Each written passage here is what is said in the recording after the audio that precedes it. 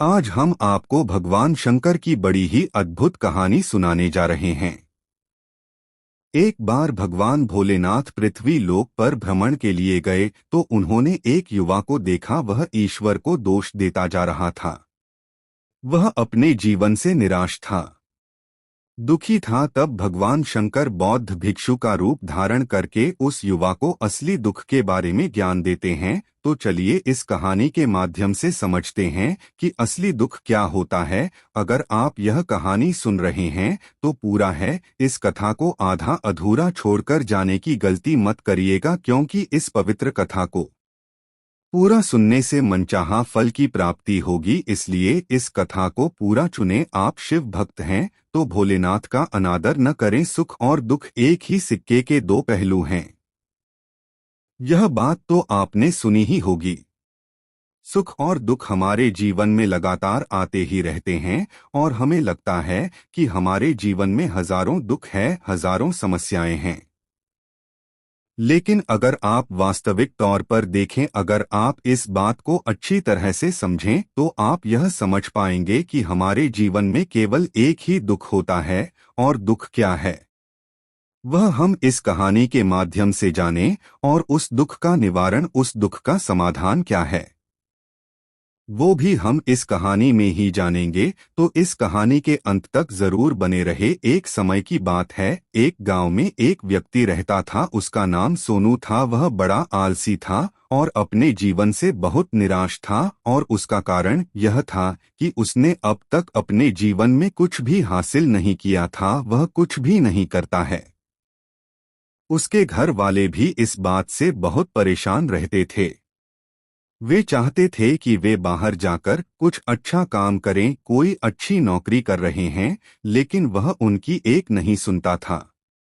उसके घर वाले दूसरों का उदाहरण देकर उसे ताने मारते थे, उसे तरह तरह की बातें कहते थे, लेकिन इससे कोई फर्क नहीं पड़ता था। जबकि उसके सारे मित्र कामयाब हो चुके थे, कोई अच्छा व्यापार कर रहा था, कोई अच्छी नौकरी कर रहा था, जिस कारण जब भी वो लोग मिलते तो वे लोग अपनी बढ़ चढ़कर बड़ाई किया करते। लेकिन सोनू कुछ नहीं करता था, जिस कारण जब भी कोई उससे पूछा कि तुम क्या कर रहे हैं, सुबह कुछ नहीं कहना था। उसे यह कहने में बहुत शर्म महसूस होती थी कि वह कुछ नहीं करता। वह हमेशा सबसे केवल एक ही बात कहता था कि मैं कोशिश कर रहा, लेकिन उसकी कोशिशों का कोई भी फल किसी को नजर नहीं आ रहा था।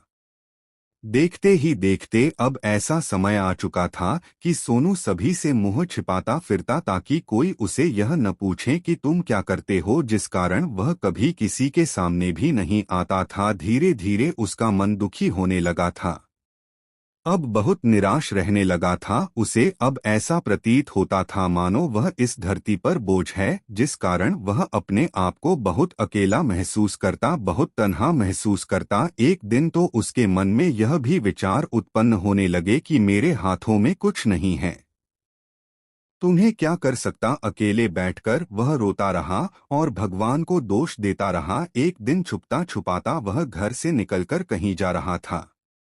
तभी उसने रास्ते में देखा कि एक बौद्ध भिक्षु लोगों को प्रवचन दे रहे हैं और प्रवचन में बेहद दुख की बात कर रहे हैं। सोनू कुछ देर के लिए अपना मुंह छुपाकर वहीं पर खड़ा हो गया ताकि उसे कोई देखे, और चुपचाप वह भिक्षु की बातें सुन रहा था। बौद्ध भिक्षु सभी को प्रवचन में कह रहे थे कि दुख हमारा सबसे बड़ा साथी है। हमें दुख अपने जीवन के बारे में समझाता है और हमें सही जीने का तरीका बताता है। यह हमारे गुरु की तरह है, जिससे हमें सीखना चाहिए। आप चाहें तो अपने जीवन में अपने दुखों को अपना गुरु बना सकते हैं और उससे सीख सकते हैं, या फिर आप चाहें तो अपने दुखों पर बैठकर रो सकते हैं, लेकिन इससे आपको कोई लाभ नहीं मिलेगा, बल्कि आप दिन ब दिन और कमजोर होते जाएंगे, निराश होते जाएंगे। सोनू छुप छुपकर उन बौद्ध भिक्षु की ये सारी बातें सुन रहा था। जैसे ही उपदेश खत्म हुआ, भून बौद्ध भिक्षु के पास पहुंचा। उन्हें प्रणाम करके वह कहता है कि महात्मा, अभी आप कुछ देर पहले दुख को गुरु बता रहे था। आप कह रहे थे कि दुखों से हमें सीखना चाहिए, हमें उन्हें अपना गुरु बनाना चाहिए। लेकिन मैं भी तो अपने दुखों से परेशान हूँ, अपने जीवन से परेशान हैं। मैंने अब तक जो दुख झेला है, मुझे तो कभी ऐसा प्रतीत नहीं हुआ कि मेरे दुख मुझे कुछ सिखा रहे हैं, बल्कि मुझे तो हमेशा यही लगता है कि वो मुझे पीड़ा दे रहे हैं, तकलीफ दे रहे हैं। पर दुख की पीड़ा बहुत भयंकर होती है, ऐसा लगता है अब इसके बाद हमारा जीवन समाप्त हो जाएगा। इसके बाद हमें कुछ नहीं मिलने वाला, और यहाँ तक कि हमें मृत्यु भी उसके सामने कम लगती है। जब लोग ताने मारते हैं, जब लोग यह कहते हैं कि तुम क्या कर रहे हो, तो मन को बहुत ठेस पहुंचती है। और मैं उनसे कुछ नहीं कहता था। सोनू की ये सारी बातें सुनकर वो बौद्ध भिक्षुक सोनू से कहते हैं, बेटा तुम्हें क्या रुख है, और तुम दुख के बारे में ऐसी बातें क्यों कर रहे हैं। सोनू ने अपने ऊपर बीती हुई सारी बातें उन बौद्ध भिक्षु को बता दें और कहने लगा है, महात्मा क्या आपके पास मेरे दुख का कोई समाधान है। सोनू की यह बात सुनकर वो बौद्ध भिक्षु मुस्कुराने लगे और सोनू से कहते हैं, बेटा जब तुम्हारे जीवन में कोई असली धोखा है, तब तुम मेरे पास आना, मैं इसका समाधान तुम्हें अवश्य बताऊंगा। उन बौद्ध भिक्षु की यह बात सुनकर सोनू थोड़ा सा अचरज में पड़ गया। उसे यह समझ नहीं आ रहा था कि क्या उसने अब तक जो दुख झेला है वह असली दुख नहीं है। उसने जो अब तक पीड़ाएं सही है, जुटाने सही है, जो तकलीफें उठाए हैं, क्या वह असली दुख नहीं है। आगे वह मन ही मन अपने आप से कहता है कि जब मुझे मेरे अपनी नहीं समझ पाए तो यह बौद्ध भिक्षु मुझे क्या समझेंगे। इतना सोचकर वह वहां से चला गया। सभी लोगों के ताने सुन सुनकर सोनू बहुत थक चुका था, तो बहुत निराश हो चुका था, जिस कारण उसने निर्णय लिया कि वह अब कुछ करके दिखा। उसने अपने पिता से थोड़ा सा रुपया लिया और उस रुपया से उसने व्यापार शुरू किया। उसके पिता बहुत खुश थे कि कम से कम मेरा बेटा कुछ करने का प्रयास कर रहा है, लेकिन उसे व्यापार में कोई सफलता नहीं मिल रही थी, जिस कारण वो बहुत ही हताश हो चुका था। वह बहुत निराश हो चुका था। उसे ये समझ नहीं आ रहा था कि वह क्या करे, किस तरह से अपने व्यापार को आगे बढ़ाए। तभी उसके पिता ने उससे कहा, बेटा कोई बात नहीं, इसी तरह से प्रयास करते रहेंगे, आज नहीं तो कल सफलता अवश्य मिलेगी। सोनू ने अपने पिता की बात मानी और अपने व्यापार में और भी कड़ी मेहनत करने धीरे धीरे उसे सफलता मिलने लगी और फिर उसने रफ्तार पकड़ ली। देखते ही देखते केवल 3 साल के अंदर वह एक बहुत बड़ा व्यापारी बन गया। अब उसके पास धन दौलत की कोई कमी नहीं थी। लोग जो से पहले नापसंद किया करते थे, अब उसे पसंद करते थे, उसकी चिंता करते थे, उसके कार्यों की सराहना करते थे। उसके माता पिता भी अब अपने बेटे से बहुत खुश थे और उसकी सफलता से वे अत्यंत प्रसन्न थे। धीरे धीरे सोनू के मित्रों की संख्या लगातार बढ़ती जा रही थी। सोनू के कुछ मित्रों ने उसे यह भी सलाह दी कि उसे अपना व्यापार और तेजी से बढ़ाना चाहिए, उसे और फैलाना चाहिए। जब तुम आज केवल इस नगर के सबसे बड़े व्यापारी हैं, तब तुम इतना खुश हैं। तुम्हारे साथ ही सारे लोग वहीं पर। तुम सोचो कि जब तुम राज्य के सबसे बड़े व्यापारी बन हैं, तब तुम्हारे यहाँ पर लोगों की भीड़ लग जाएगी। लोग तुमसे मिलने के लिए समय निकालेंगे। यहाँ तक कि इस राज्य का राजा भी तुमसे मिलना चाहेगा, तुम्हारी तारीफ करेगा।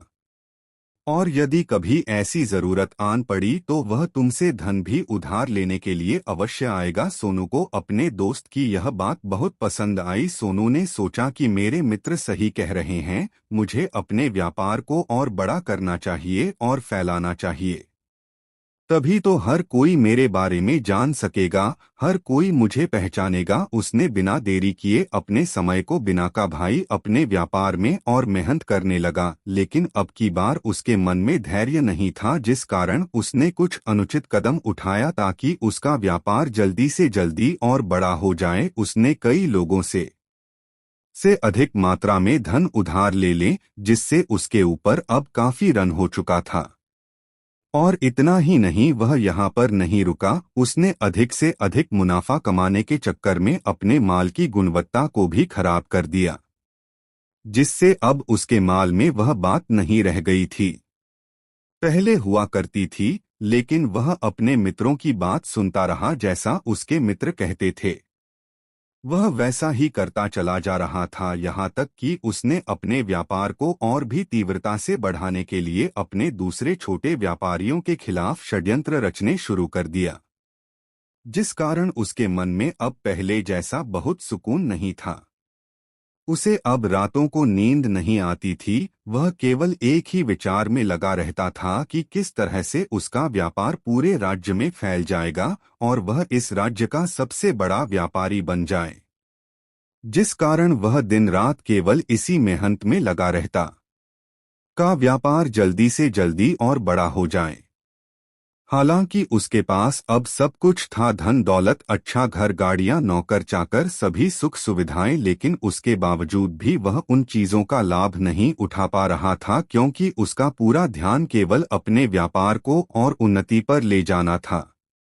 एक दिन सोनू अपने रथ पर बैठकर एक मार्ग से होकर गुजर रहा था।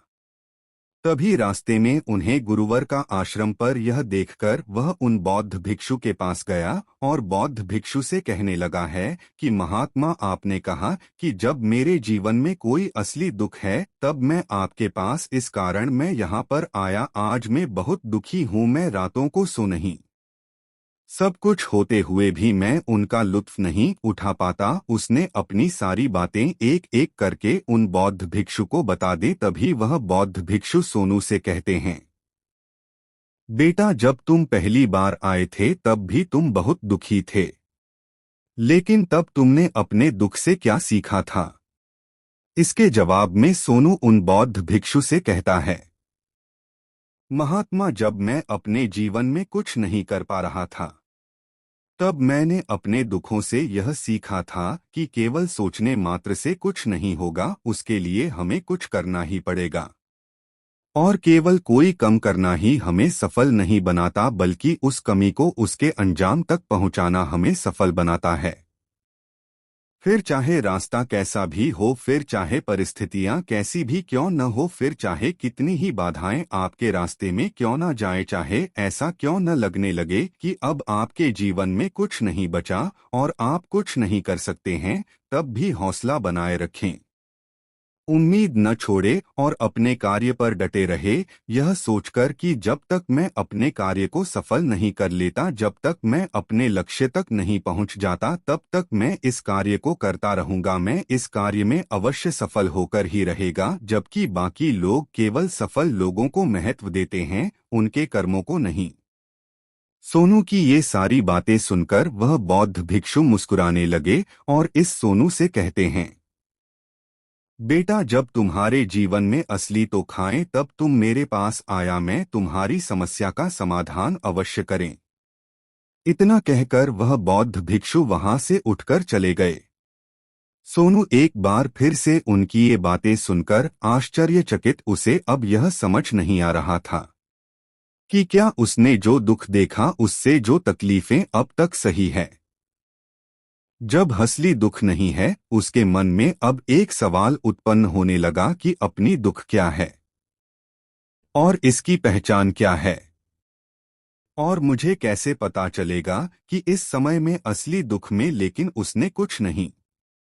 मैं यह सब सोच ही रहा था कि तभी वह बौद्ध भिक्षु सोनू के पास एक बड़ा सा घड़ा लेकर पहुंच जाते हैं।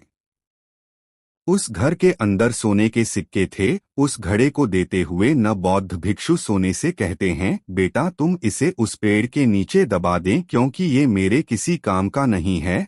जब मुझे इसकी जरूरत पड़ेगी तब मैं वहां से खोदकर इसे निकालूंगा, लेकिन अभी के लिए इसे वहां पर मिट्टी के नीचे दबा दो। सोनू ने उस बौद्ध भिक्षु की बात मान ली और वह घड़ा उस पेड़ के नीचे जाकर मिट्टी में दबा दिया। इतना करके वह गुरुवार को प्रणाम करता है और वहां से वापस अपने घर की ओर लौट जाता है। धीरे धीरे समय बीतता गया। समय के साथ साथ सोनू व्यापार में और भी ज्यादा उन्नति कर चुका था। लेकिन माल की गुणवत्ता अच्छी न होने के कारण अब उसके व्यापार में घाटा होने लगा और धीरे धीरे ऐसा समय आया कि उसका व्यापार पूरी तरह से चौपट हो गया।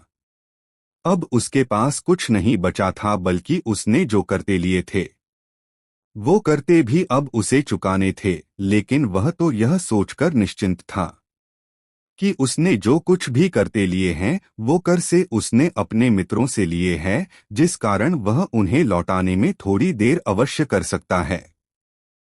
वह तो यह सोच रहा था कि उसके मित्र उसका बुरे समय पर साथ देंगे, लेकिन सबसे पहले उसके मित्र ही उसे अपना कर्ज वापस लौटाने की मांग करने लगे। तब सोनू को एहसास हुआ कि कोई भी अपना नहीं है। उसने अपने मित्रों से उत्कर्ष को लौटाने के लिए थोड़ी सी मोहलत मांगी, लेकिन सोनू के किसी भी मित्र ने उसे कर्ज लौटाने के लिए वह मोहलत नहीं, बल्कि वे लोग उसे जान से मारने की धमकी देने लगे।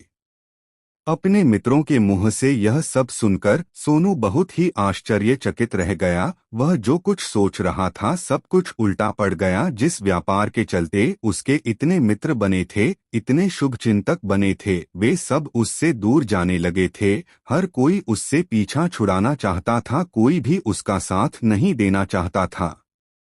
उसने हार मानकर अपने माता पिता से कहा, पिताजी मेरी मदद कीजिए, मेरे ऊपर बहुत हैरान है, मुझे उसे लौटाना है, कृपा करके मुझे थोड़ा सा धन दे दीजिए।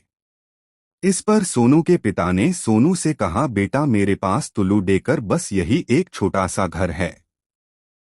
अगर ये अभी मैं तुम्हें दे, यदि मैं इसे भी बेच दूं तो मैं और तुम्हारी माँ कहाँ रहेंगे? हमें भी दर दर की ठोकरें खानी पड़ेगी, हमें भी सड़कों पर भीख मांगनी पड़ेगी। ले देकर अब हमारे पास केवल यही संपत्ति बचे हैं, इसलिए मैं तुमसे क्षमा मांगता हूँ। अपने माता पिता के मुख से यह सुन सोनी चुपचाप वहां से चला गया और मन ही मन सोच रहा कि अब मेरे पास कुछ नहीं बचा, जो था वह तो सब लुट गया, बर्बाद हो गया। अब मैं जीकर क्या करूँगा? अब मेरे पास केवल एक ही रास्ता है जिससे मैं अपने कर्जदारों से अपना पीछा छुड़ा सकता है। यह सोचता हुआ वह एक ऊंची पहाड़ी की ओर पहुंचा। वह पहाड़ी पर चढ़ता ही जा रहा था कि तभी उसे याद आया कि उन बौद्ध भिक्षु ने कहा था कि जब तुम पर असली दुख आए तभी तुम मेरे पास आना, मैं तुम्हारी समस्या का समाधान अवश्य करूंगा। यह सोचकर सोनू के मन में एक बार फिर उम्मीद की लहर दौड़ पड़ी। सोनू तुरंत दौड़ता हुआ उन बौद्ध भिक्षु के पास पहुंचा और सोनू ने उन्हें प्रणाम करके अपने ऊपर बीती हुई हर एक बात उन्हें बता दिया और कहने लगा, है महात्मा, आपने कहा था कि जब मेरे ऊपर असली दिखाएगा तब आप उसका समाधान अवश्य करेंगे। तभी वह बौद्ध भिक्षु सोनू की इस बात को सुना, मुस्कुराने लगे और कहते हैं, बेटा कहाँ है असली? तो जब तुम्हारे जीवन में असली खाएगा तो मैं उसका समाधान अवश्य करूंगा। उन बौद्ध भिक्षु के मुख से यह सुनकर सोनू सब्र का बांध टूट गया और सोनू ने उन बौद्ध भिक्षुओं से कहा, महात्मा, आखिरी असली दुख क्या होता है? क्या मैंने आज तक जो भी दुख झेला है, जो भी तकलीफें आज तक मैंने सही है, क्या यह दुख नहीं है? क्या से दुख नहीं कहते हैं? तभी वो बौद्ध भिक्षु सोनी से कहते हैं, बेटा पहले तो मुझे यह बताओ कि तुमने अपने दुख से क्या सीखा है।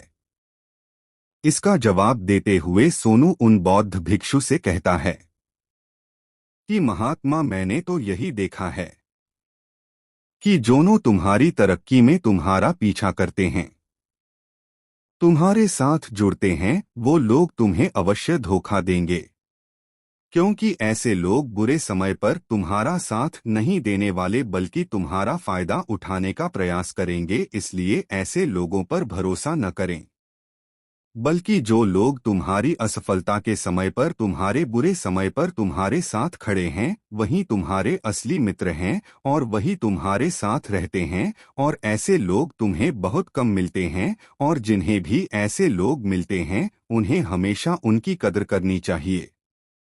आगे सोनू उन बौद्ध भिक्षु से कहता है कि जब तुम कोई कार्य कर रहे हो तो उसे पूरी ईमानदारी से करो, धैर्य रखो। लालच न करो और अपने लक्ष्य तक पहुंचने के लिए किसी के लिए भी कोई षड्यंत्र रचा, क्योंकि ऐसा करने से तुम्हारे साथ ही बुरा होगा और तुम्हें हमेशा नुकसान में हो। सोनू की ये सारी बातें सुनकर बौद्ध भिक्षु उस पेड़ के पास पहुंचे। उन्होंने गड्ढा खोदा और घाघरा निकालकर उस सोनू के हाथ में थमा दिया जिसमें सोने के सिक्के भरे हुए थे। भखारा सोनू के हाथ में थमाते हुए उन बौद्ध भिक्षुओं ने कहा, लो इसे पकड़ो और जब तुम्हारे जीवन में असली दुख आए तब तुम मेरे पास आना, मैं इसका समाधान अवश्य करूंगा। सोनू अब भी बड़ी अचरज में, उसे यह समझ नहीं आ रहा था कि आखिर ये असली दुख लेकिन उसने अपने हाथों में पड़े हुए खड़े करेगी जिसके अंदर सोने के सिक्के थे। यह देखकर उसे मन ही मन यह लगा कि चलो अब तो थोड़ी सी राहत अवश्य हो जाएगी, मैं अपने मित्र का वो कर्ज लौटा सकूंगा और एक नया व्यापार भी फिर से आरंभ कर सकूंगा। जिस कारण उसने उन बौद्ध भिक्षुओं को प्रणाम किया, उनका धन्यवाद किया और वहां से चल पड़ा। सोनू ने उस सोने के सिक्कों से सभी का कर्जा लौटा दिया और अपने लिए एक बार फिर से नया व्यापार शुरू किया। व्यापार छोटा था लेकिन अब की बार सोनू बहुत खुश था। उसने पूरी ईमानदारी, मेहनत और लगन के साथ अपने व्यापार पर काम किया और देखते ही देखते एक बार फिर से वह एक बड़ा व्यापारी बन गया। लेकिन अब की बार वो बहुत खुश था क्योंकि इस बार उसने कोई लालच नहीं ही किसी के लिए षड्यंत्र रचा, बल्कि उसने पूरी ईमानदारी और मेहनत के साथ अपने व्यापार पर काम किया। लेकिन जैसे जैसे आप धनी होते जाते हैं, जैसे जैसे आप अमीर बनते जाते हैं, आपके मन में एक डर और उत्पन्न होने लगता है और वह अपनी दौलत को न खो देना, जिस कारण आप लोग दान करना शुरू कर देते हैं, पुण्य करना शुरू कर देते हैं, लोगों की मदद करते हैं ताकि आपके जीवन में कभी कोई दुख ना आए। लेकिन में जीवन सुख और दुख का संगम है, जिस कारण हर किसी को सुख और दुख से होकर गुजरना ही पड़ता है। इसी वजह से एक बार फिर से सोनू के जीवन में एक और दुख उत्पन्न हुआ। अब की बार उसके माता और पिता दोनों की मृत्यु हो गई। सोनू अपने माता पिता से बहुत प्रेम करता था, जिस कारण उसके मन को बहुत गहरा आघात पहुंचा। जब आखिरी बार वह उन्हें दे रहा था तो उसके मन में हजारों सवाल उत्पन्न होना। वह अपने घर लौटकर उसने देखा कि जिस संपत्ति के लिए वह हमेशा लड़ते झगड़ते रहते थे, आज उसकी देखभाल के लिए कोई नहीं था। उसके माता पिता ने जो भी मेहनत की, जो भी अपने जीवन में इकट्ठा किया, सब यही रह गया। लेकिन अब सब कुछ खत्म हो चुका था और सोनू का मन अब बहुत बेचैन हो रहा था। उसके मन में हजारों सवाल उत्पन्न हो रहे थे और वह अपने आप को बहुत अकेला महसूस कर रहा था। उसे बहुत खाली सा महसूस हो रहा था। इधर उधर देखा लेकिन उसे कुछ समझ नहीं आया कि उसे उन बौद्ध भिक्षु की याद आई। वे तुरंत ही भागा उन बौद्ध भिक्षु के पास पहुंचा। उसे देखते ही उन बौद्ध भिक्षु ने सोनू से सवाल किया और कहा, क्या बात है बेटा, क्या कोई फिर से दुख आन पड़ा है? तभी सोनू ने कहा, नहीं गुरुदेव, अब तो सब ठीक है, लेकिन आज मेरे माता पिता की मृत्यु हो गई और मैं बहुत अकेला महसूस कर रहा हूँ। मैं बहुत दुखी महसूस कर रहा हूँ, जैसे कुछ खाली सा है, जैसे कुछ अकेलापन साथ। तभी वह बौद्ध भिक्षु सोनू से कहते हैं, बेटा इसमें दुखी होने वाली बात क्या है? यह तो जीवन है, एक दिन तो सभी को जाना है। यहाँ पर कोई भी रहने नहीं आया और न ही कोई रहेगा। हम सब एक न एक दिन मृत्यु को प्राप्त हो ही जाएंगे और मृत्यु कब आएगी ये किसी को नहीं पता। हो सकता है कि तुम्हारी मृत्यु कल ही हो जाएगी या फिर आज। और अभी यह सुनकर सोनू आश्चर्यचकित रह गया। उसने उन बौद्ध भिक्षु से कहा, है महाराज, आप यह क्या कह रहे हैं? मैं तो अभी जवान और मुझे तो अभी अपनी पूरी उम्र जीना है। मैं तो जीना चाहता हूँ, कुछ करना चाहता हूँ, और आप कह रहे हैं कि मैं कभी भी मृत्यु को प्राप्त हो सकता है। इस पर वह बौद्ध भिक्षु सोनू से कहते हैं, बंदे इस भ्रम में मत रहना कि मृत्यु केवल बूढ़े को आती है। बूढ़ों के सामने तो उनके जवान बच्चे तक मर जाते हैं।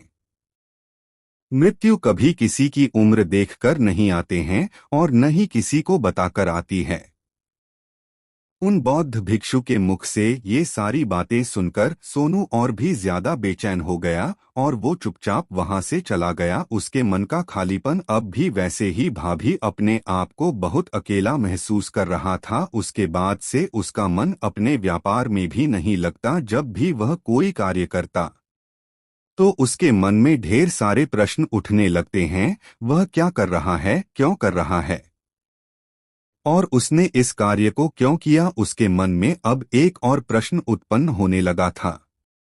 क्या हम यहाँ पर केवल इसीलिए आते हैं कि इस जीवन को भूखे और एक दिन मृत्यु को प्राप्त हो जाए। वह यह समझ नहीं पा रहा था कि जीवन का असली मतलब क्या है। उसने कई विद्वानों से पूछा, अपनी तरफ से जो मुमकिन हो सकता था खोजबीन की, लेकिन उसे कोई भी जवाब नहीं मिल पा रहा था। और जब उसे कोई जवाब नहीं मिला तो उसका दुख और भी बढ़ गया, जिस कारण उसके मन की बेचैनी और भी बढ़ चुकी थी और उसे यह समझ नहीं आ रहा था कि वह क्या करे, कहाँ जाए, किससे पूछें। तभी उसे फिर से उन बौद्ध भिक्षु की याद आई। वे एक बार फिर से उन बौद्ध भिक्षु के पास पहुंचा और उसने अपने मन की सारी बातें उन गुरुवार को बता दे। तभी वो बौद्ध भिक्षु मुस्कुराने लगे और सोनू से कहते हैं, बेटा आज पहली बार तुम्हारे जीवन में असली दुख उत्पन्न हुआ है।